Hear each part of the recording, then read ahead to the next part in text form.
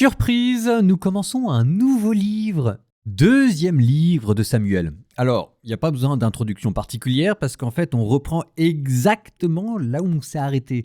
Vous pouvez considérer ça comme une nouvelle saison de votre série préférée, 2 Samuel chapitre 1. Comment David va-t-il réagir à la mort du roi Saül?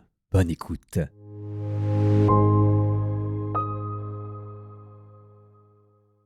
C'était après la mort de Saül.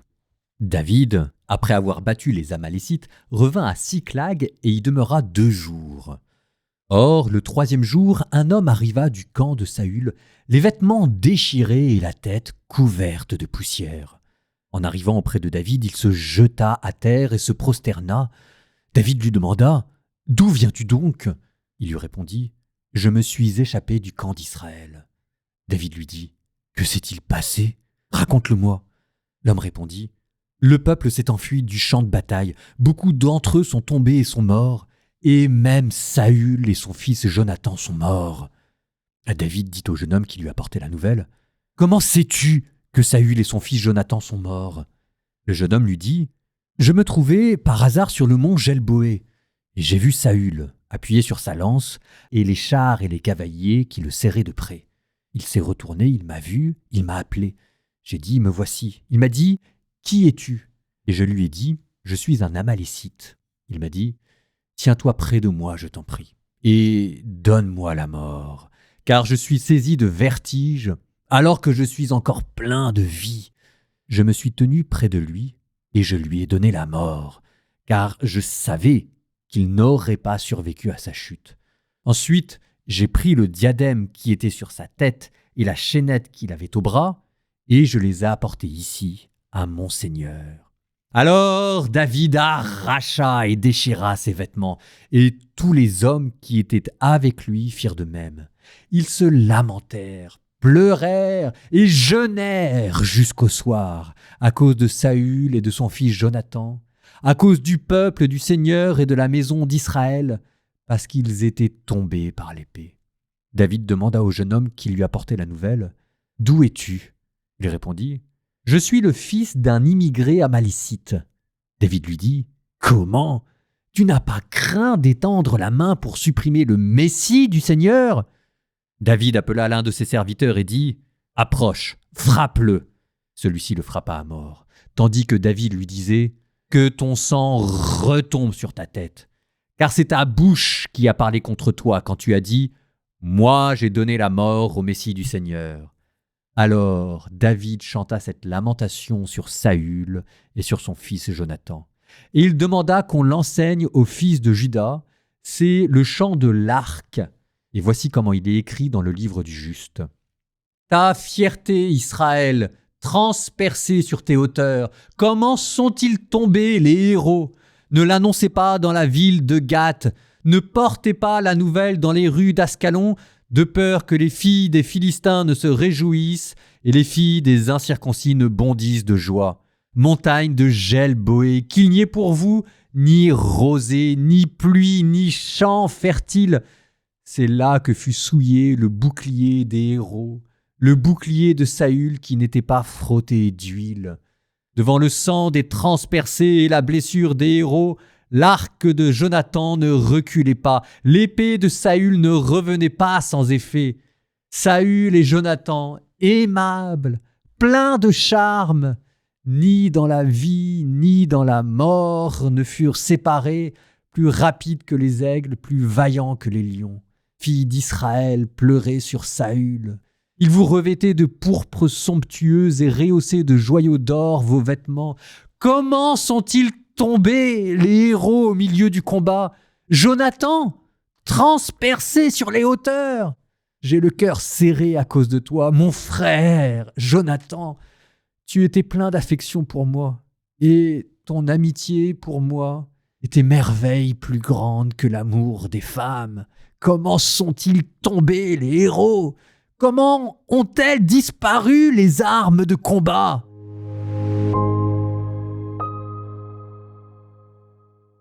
Vous avez noté un deuxième récit de la mort de Saül par un étranger. Et comme maintenant vous êtes des lecteurs familiers de la Bible, vous savez toujours que quand les choses se répètent dans la Bible, il y a des différences. Et de fait, des différences, il y en avait. Par exemple, le fait que l'on soit passé d'un suicide de Saül à un étranger qui lui donnait la mort. Étonnant, non ? Mes notes de bas de page me disent qu'il doit s'agir là de 2 couches rédactionnelles différentes. Vous ferez toujours attention quand quelqu'un essaye de vous expliquer les différences qu'il y a dans la Bible en parlant de couches rédactionnelles différentes. Même si c'est vrai qu'il y a plusieurs couches rédactionnelles, ça peut toujours être une facilité d'explication. Pour ma part, je préfère l'explication que donne le Bishop Barron, qui a écrit un très bon commentaire du 2e livre de Samuel. Il dit ceci : « Notez comment le jeune homme dit « Je me trouvais par hasard sur le mont Galboé. » Mais, remarque Bishop Barron, qui traîne par hasard sur des champs de bataille ? Personne, sinon des charognards. La seule explication possible que cette personne avait de traîner sur un champ de bataille, c'était pour faire la poche des soldats morts au combat. Et là, je dois dire que Bishop Barron a un point. Or, voilà, continue Bishop Barron, regardez de quelle ethnie, de quelle tribu se réclame cette personne. Il dit à Saül, « Je suis un Amalécite. » Alors, Amalécite, ça, typiquement, c'est le genre de détail. Quand on lit la Bible sans commentaire, on passe à côté et pourtant c'est là où tout se situe. Les Amalécites, il y a plusieurs petites choses à dire. D'abord, que David revient de la guerre contre les Amalécites. J'ai pas eu le temps de commenter parce que les chapitres étaient longs, mais c'était l'épisode qu'on venait d'entendre. Les Amalécites qui avaient pillé le camp de David, profitant de l'absence temporaire de David qui s'était mis à leur poursuite et qui les avait ratiboisés.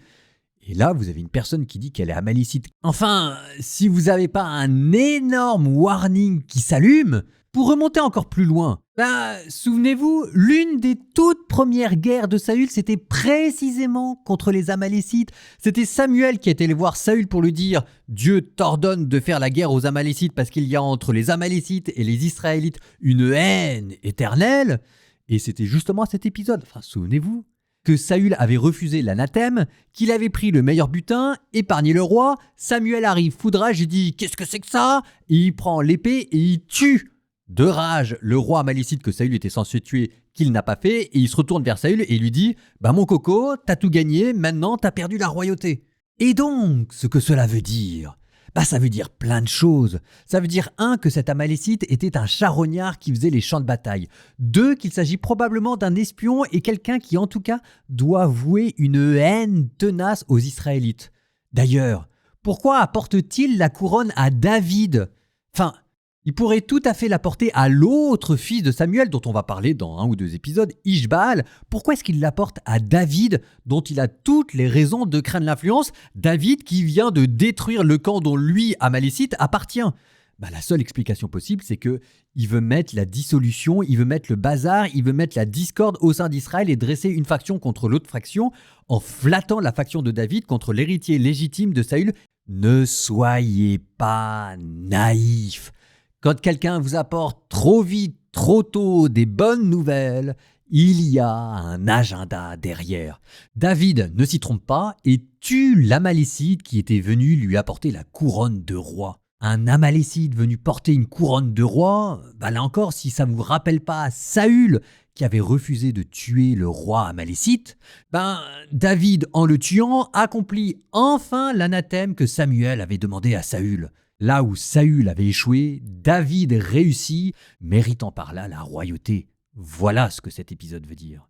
Et double combo, si je puis dire, pour David, qui au passage vous démontre sa grandeur d'âme, lui qui refuse de se réjouir de la mort de ses ennemis, mais qui va jusqu'à pleurer la mort de Saül.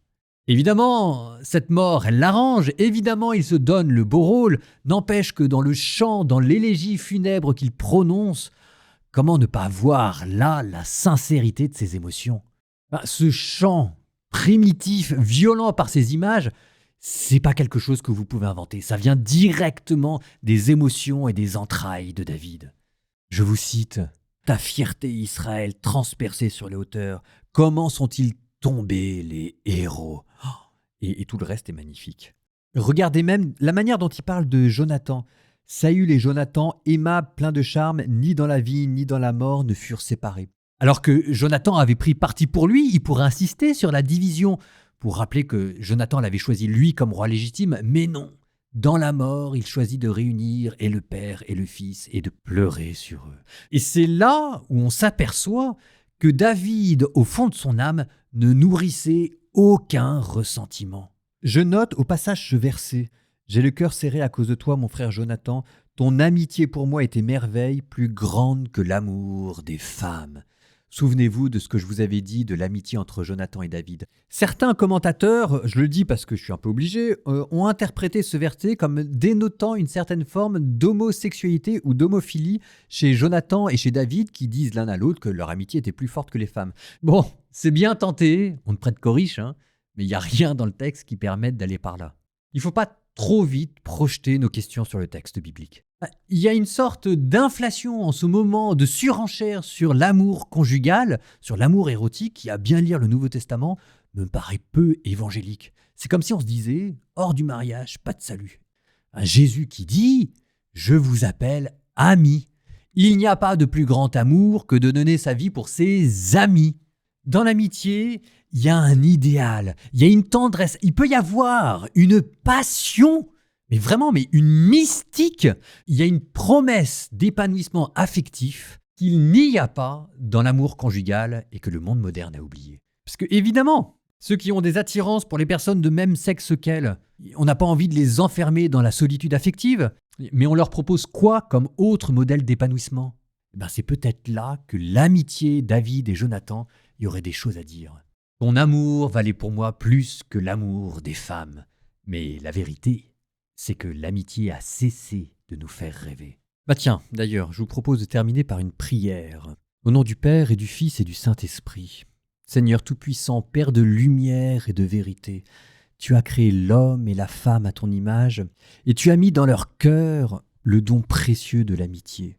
Seigneur, nous voulons te confier tous ceux qui, dans un monde parfois compliqué, cherchent à comprendre la profondeur de leurs liens, la nature exacte de ce qui les unit, et qui confondent parfois l'amitié avec autre chose. Seigneur, tu as donné à David et Jonathan une amitié forte et pure, un lien tissé de loyauté, de respect et de sacrifice, un lien qui était fait de tendresse, de pureté et qui était le reflet de ton amour divin.